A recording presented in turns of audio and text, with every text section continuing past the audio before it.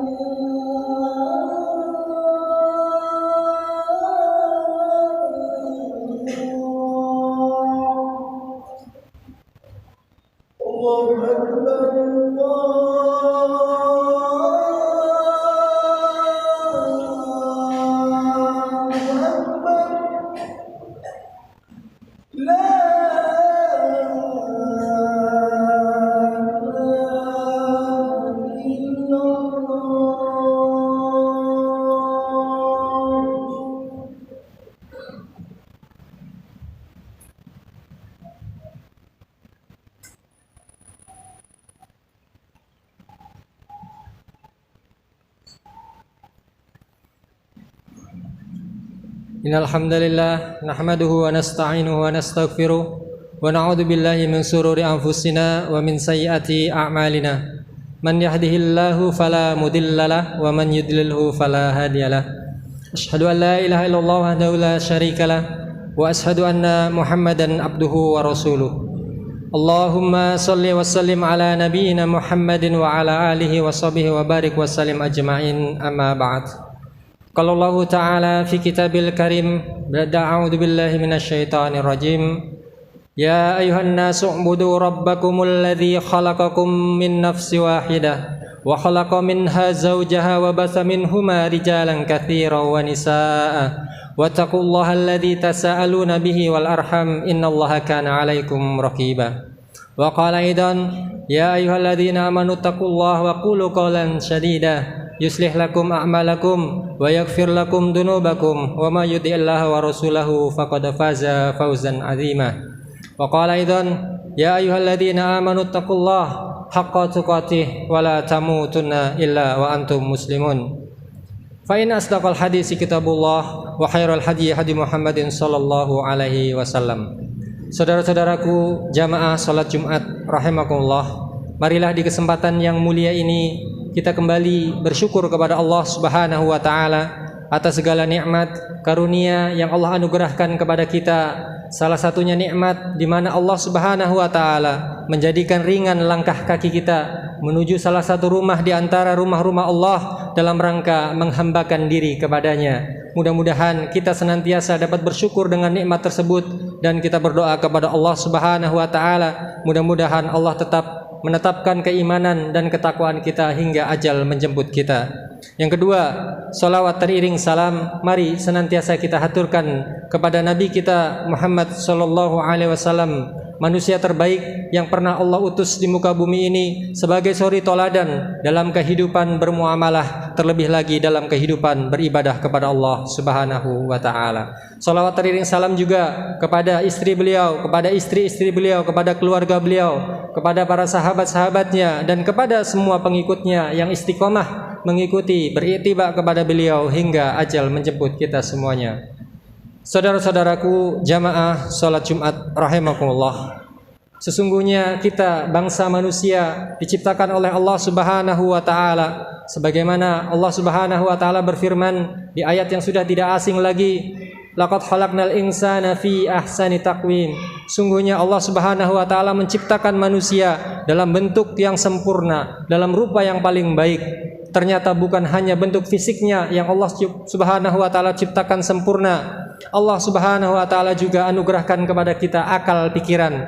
Di antara akal pikiran tersebut kita dianugerahi oleh Allah Subhanahu wa taala berupa rasa, yaitu salah satunya adalah al-khauf, yaitu rasa takut. Maka rasa takut ini siapa saja di antara kita yang diberi karunia oleh Allah Subhanahu wa taala mampu menempatkan rasa takut di tempat yang benar, di saat yang tepat, dengan kadar takaran yang tepat, maka insya Allah rasa takut itu menjadi potensi yang ibadah yang sangat agung, yang sangat besar di sisi Allah Subhanahu wa taala. Al-khauf, rasa takut yang pertama hendaknya kita tujukan hanya kepada Allah Subhanahu wa taala. Sesungguhnya orang-orang yang memiliki rasa takut kepada Allah memiliki kesudahan yang baik, memiliki balasan yang baik. Waliman khafa maqama rabbih jannatan. Barang siapa yang takut akan menghadap Rabb-nya, maka baginya 2 surga. Subhanahu wa taala juga perintahkan kepada kita yang mengaku seorang muslim yang sejati hendaknya memiliki rasa takut hanya kepada Allah Subhanahu wa taala. Allah Subhanahu wa taala berfirman, "Innama dzalikumus syaitan yukhawwifu awliya'ahu fala takhafuhum wa khafuni in kuntum mu'minin." Sesungguhnya mereka, dia adalah setan yang menakut-nakutimu beserta teman karibnya, teman kerabatnya, maka jangan sekali-kali kamu takut kepadanya, namun takutlah kamu hanya kepada Allah Subhanahu wa taala jika kamu benar-benar orang yang beriman. Maka modal yang pertama bagi orang-orang yang beriman menempatkan rasa takutnya hanya kepada Allah Subhanahu wa taala. Saudara-saudaraku jamaah salat Jumat rahimakumullah, lalu yang kedua, di mana kita menempatkan rasa takut kita, rasa takut yang benar, yaitu ditempatkan kepada rasa takut akan azab Allah Subhanahu wa taala. Sesungguhnya Allah Subhanahu wa taala telah menggambarkan bagaimana azab Allah sangat pedih. La in syakartum la azidanakum wa la in kafartum inna adzabi lasyadid. Sesungguhnya barang siapa yang bersyukur, dia akan memperoleh nikmat, memperoleh balasan dari Allah, dan sebaliknya siapa yang kufur, maka sungguh azab Allah sangatlah pedih. Maka dari itu takutlah kita kepada azab Allah Subhanahu wa taala. Dan Allah Subhanahu wa taala adalah zat yang maha kuat, maha perkasa, bisa menurunkan azabnya kapan saja, di mana saja, tanpa harus menunggu perintah dari siapapun, tanpa harus menunggu komando, tanpa harus meminta izin kepada siapapun. Afa amina ahlul qura ayatiyahum ba'suna bayata wa hum naimun. Apakah penduduk negeri itu tidak merasa khawatir akan datangnya azab Allah di malam hari ketika mereka sedang tidur? Awa amina ahlul qura ayatiyahum ba'suna duha wahum yal'abun. Apakah penduduk negeri itu juga tidak khawatir akan datangnya azab Allah di pagi hari, di waktu duha ketika mereka sedang asik bermain? Jamaah salat Jumat rahimakumullah, takutlah kepada azab Allah Subhanahu wa taala. Pendahulu kita, orang yang paling soleh di antara kita, Nabi kita Muhammad sallallahu alaihi wasallam telah memberikan contoh. Suatu ketika pernah terjadi mendung yang sangat gelap di zaman Nabi sallallahu alaihi wasallam. Beliau tidak henti-hentinya mondar-mandir keluar masuk rumah sebagai bentuk kecemasan, ketakutan ketakutan beliau terhadap kondisi seperti itu, maka beliau menampakkan raut wajah yang ketakutan. Ibunda Aisyah radhiyallahu anha bertanya, "Ada apa dengan Anda wahai Rasulullah sallallahu alaihi wasallam?" La'allahu ya Aisyah kama qala qaum Ad falamma ra'awhu aridan mustaqbila audiyatihim qalu hada aridum mumtiruna. Tidaklah demikian wahai Aisyah, seperti yang dikatakan oleh kaum Ad ketika mereka melihat awan tebal menuju lembah-lembah mereka, mereka mengatakan ini adalah awan yang mendatangkan hujan. Maka Allah bantah di ayat selanjutnya, tidak, itulah azab yang kalian minta disegerakan datangnya. Maka Nabi SAW merasa khawatir ketika melihat mendung yang sangat tebal, mendung yang sangat hitam. Jangan-jangan itu azab sebagai pembukaan, sebagai mukadimah, sebagaimana azab yang datang kepada kaum Ad.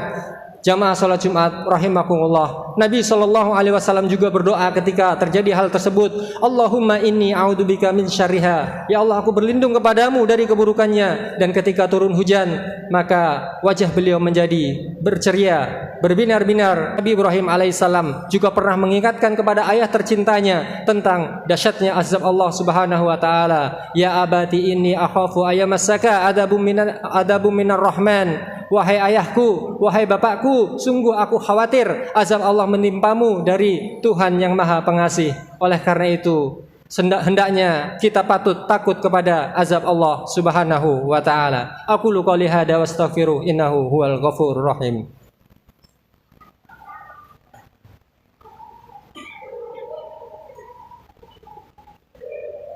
Alhamdulillah hamdan katsiran thayyiban mubarakan fi asyhadu an la ilaha illallah wahdahu la syarikalah wa asyhadu anna Muhammadan abduhu wa rasuluh.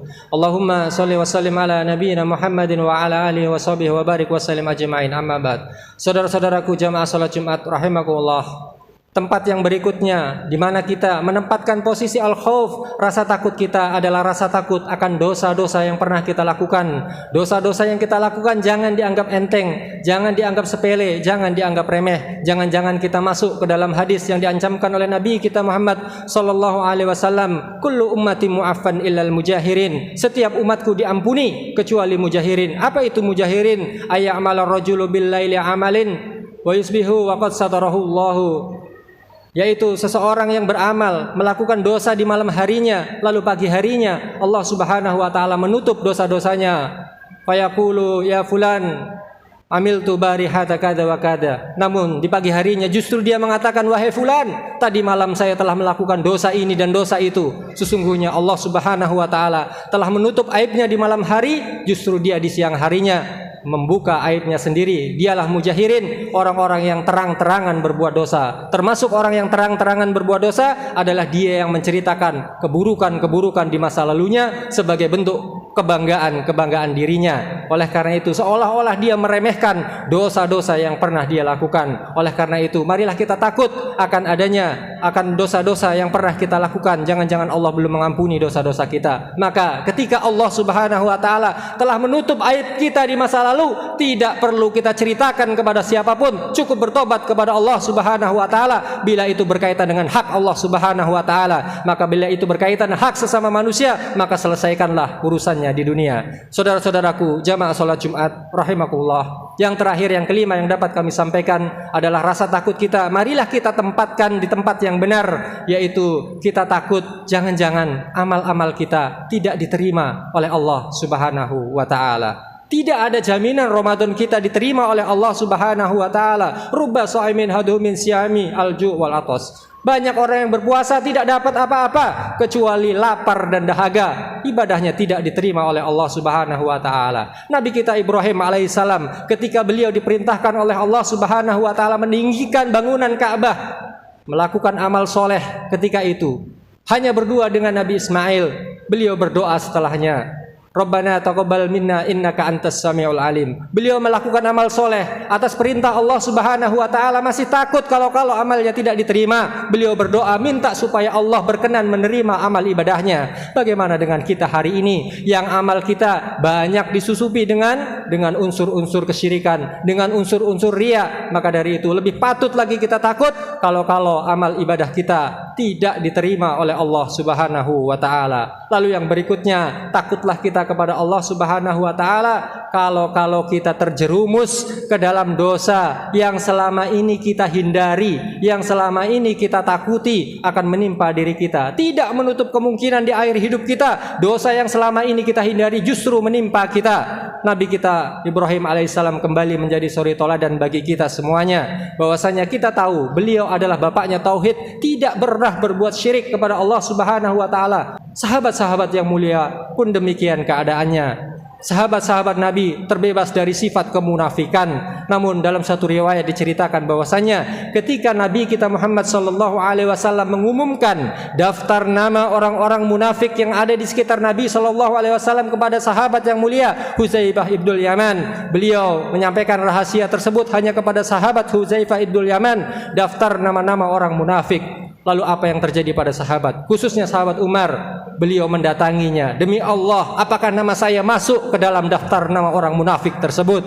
Umar bin Khattab sangat takut jangan-jangan beliau masuk ke dalam daftar nama orang-orang munafik. Beliau takut sekali untuk jatuh ke dalam dosa kemunafikan. Padahal Umar bin Khattab ketika hidupnya sudah mendapatkan stempel surga dari Nabi kita Muhammad sallallahu alaihi wasallam. Maka lebih pantas lagi bagi kita, jangan karena hari ini kita berbeda dosanya dengan dosa yang kita dilakukan oleh saudara kita, mudah sekali kita menghina, mudah sekali kita mengucilkan, mudah sekali kita merendahkan. Kita melihat di media sosial, di media massa, di media televisi, banyak sekali orang-orang yang terjatuh di dunia ke dalam dosa, lalu diekspos, lalu hati kita berkata, dasar orang tidak tahu bersyukur. Jangan-jangan kita suatu hari jatuh kepada dosa yang sama hanya karena dosanya berbeda dengan dosa yang kita lakukan. Oleh karena itu, wallahi jamaah, marilah kita takut kepada dosa. Jangan-jangan kita terjerumus kepada dosa yang selama ini kita takuti bersama-sama. Oleh karena itu, marilah kita berdoa kepada Allah Subhanahu wa taala. Mudah-mudahan Allah Subhanahu wa taala selalu membimbing al-khauf, rasa takut kita di jalan yang benar, sehingga rasa takut kita itu tidak menghasilkan kekecewaan, rasa takut kita itu tidak menghasilkan keputusasaan, namun rasa takut kita itu menghilangkan kesombongan dari diri kita masing-masing. Innallaha wa malaikatahu yusholluna 'alan nabi ya ayyuhalladzina amanu shollu 'alan nabi wa sallimu taslima. Allahumma sholli ala Muhammad wa ala ali Muhammad kama shallaita ala Ibrahim wa ala ali Ibrahim wa barik ala Muhammad wa ala ali Muhammad kama barakta ala Ibrahim wa ala ali Ibrahim innaka Hamidum Majid. Allahumma ighfir lil muslimina wal muslimat al ahya'i minhum wal amwat innaka qaribun mujibud da'wati ya qadiyal hajat. Rabbana zalamna anfusana wa lam taghfir lana wa tarhamna lanakunanna minal khasirin.